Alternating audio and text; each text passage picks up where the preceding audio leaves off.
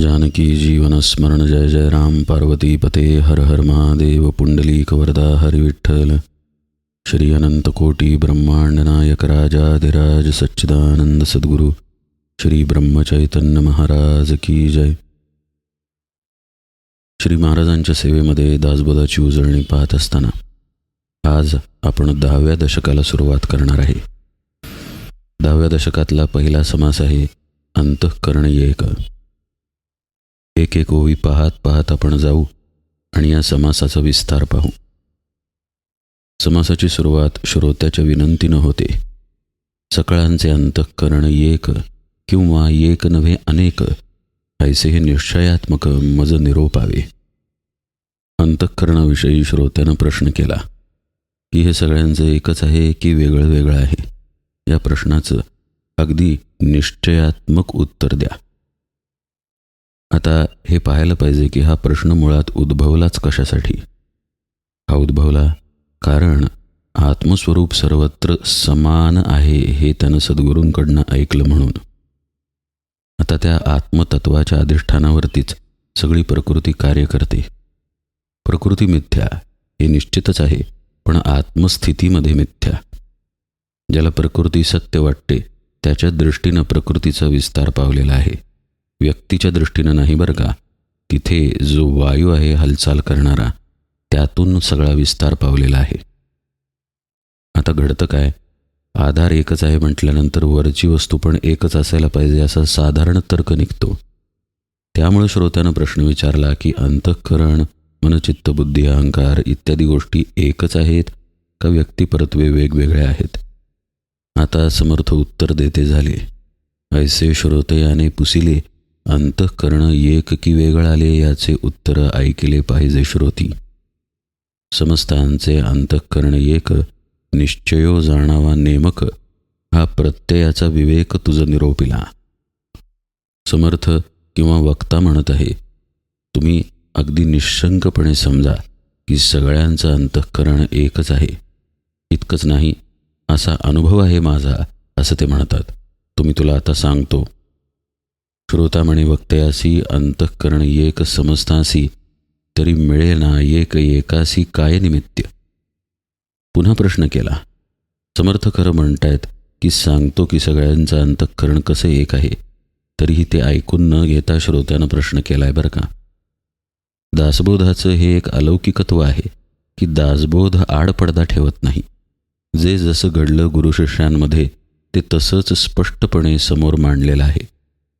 एखादी गोष्ट पटली नाही तर नाही बुवा, हे मला काही तुमचं म्हणणं पटत नाही, मी मानत नाही असं श्रोता म्हणतो जागोजागी. लगेच वक्ता किंवा समर्थ किंवा सद्गुरू त्याला उत्तर देते होतात. आता पहा, उत्तर द्यायला त्यांनी सुरुवात केली, पण लगेच श्रोत्यानं पुन्हा प्रश्न विचारला की तुम्ही म्हणताय सगळ्यांचं अंतःकरण एक आहे, तर एकाचं अंतःकरण दुसऱ्याच्या अंतःकरणाशी समरस का होत नाही. मन जुळत नाहीत असं आपण म्हणतो पहा, विचार जुळत नाहीत. हे असं का घडतं असा लगेच प्रश्न विचारला. एक जेविता अवघे धाले, एक निवता अवघे निवाले, एक मरता अवघे मेले पाहिजेत की. प्रश्नाचाच विस्तार आहे बरं का. श्रोता म्हणतोय सगळ्यांचं अंतःकरण एकच असेल तर एक जेवला की सगळ्यांचं पोट भरायला पाहिजे, एक शांत झाला की सगळे शांत झाले पाहिजेत, एक मेला की सगळेच मेले पाहिजेत. पहा पुढे काय म्हणतोय. एक सुखी एक दुःखी ऐसे वर्तते लौकिकी, एका अंतःकरणाची ओळखी कैसी जाणावी. एकच आहे अंतःकरण हे कसं म्हणावं, कारण एक सुखी आहे जगात तर दुसरा दुःखी आहे. पुढे पहा, श्रोता विचारतोय जनी वेगळाली भावना, कोणास कोणीच मानेना, म्हणून हे अनुमाना येत नाही. अंतःकरण एक आहे हे तसं पटत नाही, मानायला तयार होत नाही मन. का? कारण प्रत्येक माणसाची भावना निराळी आहे, मन निराळं आहे, विचार निराळे आहेत, एकमत होत नाही. अंतःकरण एक असते तरी एकाचे एकास कळू येते, काही चोरिताच न येते गौप्य गुह्य. तर्कही मांडला श्रोत्यानं. अंतःकरण जर एकच असतं तर दुसऱ्याच्या मनातलं कळलं असतं, मग कुठलीच गोष्ट गुप्त राहिली नसती, सगळ्यांना सगळं कळलं असतं. या कारणे अनुमानेना अंतःकरण एक हे घडेना, विरोध लागला जना काय निमित्य. त्यामुळे मग या अनुभवातून, अर्थातच वेगळी वेगळी मने, वेगळे वेगळे विचार, या अनुभवातून अंतःकरण एक आहे हे खरं वाटत नाही. तसं जर असतं तर लोकांमध्ये विरोध असतो, संघर्ष असतो, तो दिसला नसता. लोकांमध्ये विरोध व संघर्ष आढळतात, याचं कारण काय, असं श्रोता विचारतोय. विरोध लागला जना काय निमित्य. सर्प डसाया येतो, प्राणी भेऊन पळतो, एका अंतःकरण तरी तो विरोध नसावा. पुन्हा एक तर्क, साप चावायला येतो तर प्राणी घाबरून पळून जातो. जर अंतःकरण एक असतं तर हा विरोध दिसला नसता. ऐसी श्रोत्याची आशंका, वक्ता म्हणे चळो नका, सावध होऊन ऐका निरूपण. आशंका ऐकून झाल्यानंतर सद्गुरू निरूपण करायला लागले. आता पहा, प्रश्न आहे, पण त्याच्याकडं पाहायचा दृष्टिकोन, सद्गुरूंची दृष्टी पहा कशी आहे. उत्तराची सुरुवात, अंतःकरण म्हणजे जाणीव, जाणीव जाणता स्वभाव, देहरक्षणाचा उपाय जाणती कळा. सद्गुरू म्हणतायत, समर्थ म्हणतायत, अंतःकरण म्हणजे जाणीव आहे. आता या जाणीवेची धाटणी जी आहे, रचना जी आहे, ती सर्वत्र समान आहे. आता पहा, आपण सापापासून लांब का पळालो? स्वतःला वाचवायला. सापानं दंश का केला? तोही स्वतःला वाचवायलाच. म्हणजे आपण वाचलं जावं, ही जाणीव सर्वत्र समान झाली नाही का? आपलं रक्षण व्हावं, आपण जिवंत राहावं, याला समर्थ अंतःकरण म्हणतात. इथं शास्त्रामध्ये मनचित्त बुद्धी अहंकार हा त्याचा विस्तार सांगितलेला आहे, पण मूळ जाणीव रूपानं अंतःकरण आहे. अतिशय महत्त्वाचा विषय आहे हा. समर्थ म्हणतात, सर्प जाणोन डंखू आला, प्राणी जाणोन पळाला, दोहीकडे जाणीवेला बरे पहा. जाणीव आहे त्याला म्हणून तो पळून गेला, पलीकडे सापालाही जाणीव आहे म्हणून त्यानं दंश केला. समर्थ म्हणतायत, जाणीवेला जर पाहिलं तर ती समानच दिसेल. अशी आपली दृष्टी असत नाही बरं का. आपण आपल्या मनाच्या अधीन असल्यामुळं त्या चष्म्यातूनच जगाला पाहतो. पहा, मला भूक लागल्यानंतर मला काय होतं एवढंच आपल्याला माहीत आहे. भूक लागल्यानंतर सगळ्यांना तेच होत असतं हा विवेक आपल्यापाशी असत नाही. म्हणून अमका चावायला आला आणि अमका पळाला असं बाह्यदृष्टीला दिसतं. जाणीवेच्या पातळीवरती दोघंही समानच वागत असतात, त्याच्या त्याच्या जाणीवेतून वागत असतात. दोहीकडे जाणीवेसी पाहिले तरी अंतःकरण एकची झाले, विचारिता प्रत्यया आले जाणीव रूपे. यासाठी सद्गुरूंकडे जाऊन श्रवण करणं आवश्यक आहे.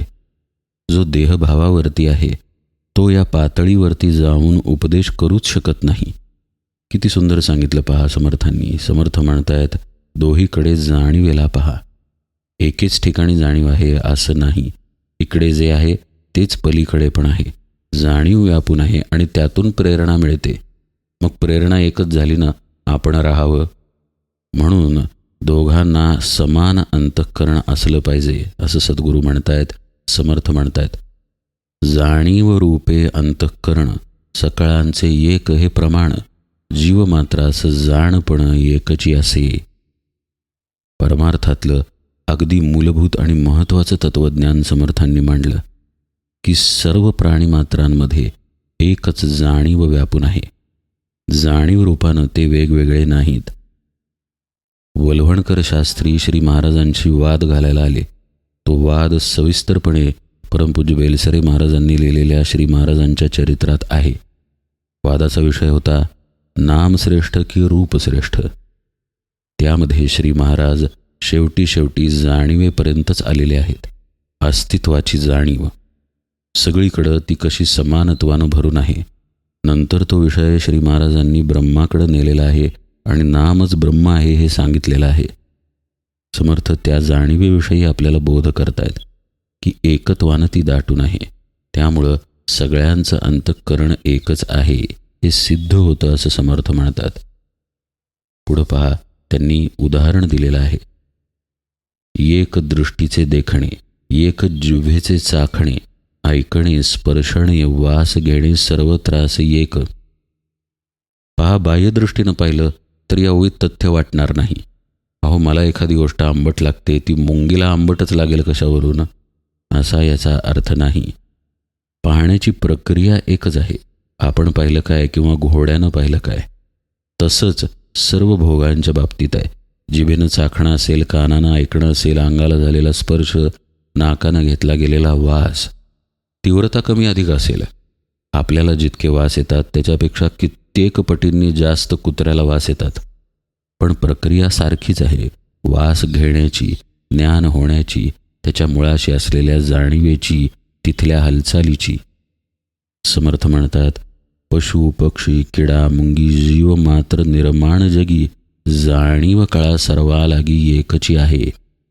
पशु पक्षी किडे कितीही झाले तरी त्यांच्यामध्ये विविधता दिसेल फक्त, पण जाणून घेण्याची प्रक्रिया एकसारखीच घडते. त्याला समर्थ जाणीव कळा म्हणतात. जाणण्याची कला म्हणजे हे घडणं आतमध्ये, समजणं. हे समजणं कुठं होतंय पहा ना.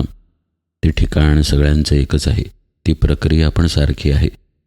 सर्वास जळ ते शीतळ, सर्वास अग्नी तेजाळ, सर्वास अंतःकरण केवळ जाणती कळा. जसं आगीनं सगळ्यांना पोळणार, पाण्यानं थंड वाटणार, बरं वाटणार, तसं सगळ्यांच्या अंतःकरणात जाणणं, जाणीव ही समानत्वान आहे. पहा, आपल्यासाठी बादलीभर पाणी म्हणजे काहीच नाही, कशीबशी आंघोळ होईल. पण मुंगीसाठी तो महासागर आहे. पण मुंगीसाठी पिण्या एवढंच पाणी मुंगी पुढे ठेवलं तर तिच्यासाठी पण ते पाणी तसंच आहे जसं आपल्यासाठी पाणी आहे. जाणीवेनं एकच आहोत आपण. समर्थ हेच सांगतात आपल्याला. आवडे नावडे ऐसे झाले तरी हे देह स्वभावावरी गेले, परंतु हे कळो आले अंतःकरण योगे. आवड निवड निराळी असेल पण समर्थ म्हणतात तो स्वभावाचा भाग झाला. पण दोन्ही घटना घडण्यामागं अंतःकरण सारखंच आहे.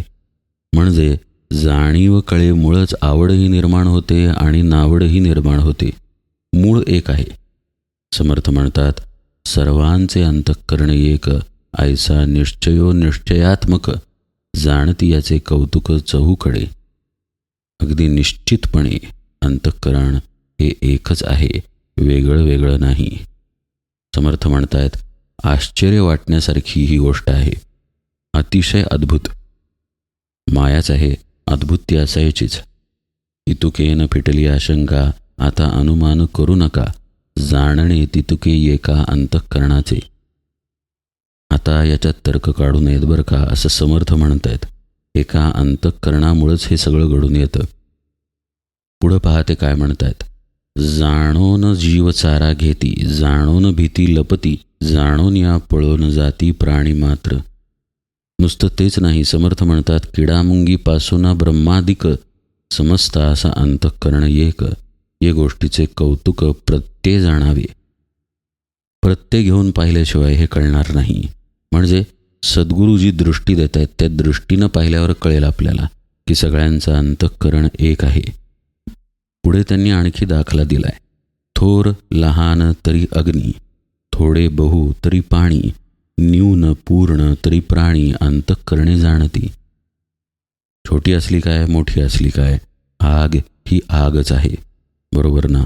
तसंच पाण्याचा थेंब सूक्ष्म असला काय किंवा मोठा थेंब असला काय, मोठा जलाशय असला काय, पाणी पण सारखंच आहे की, त्यात फरक नाही.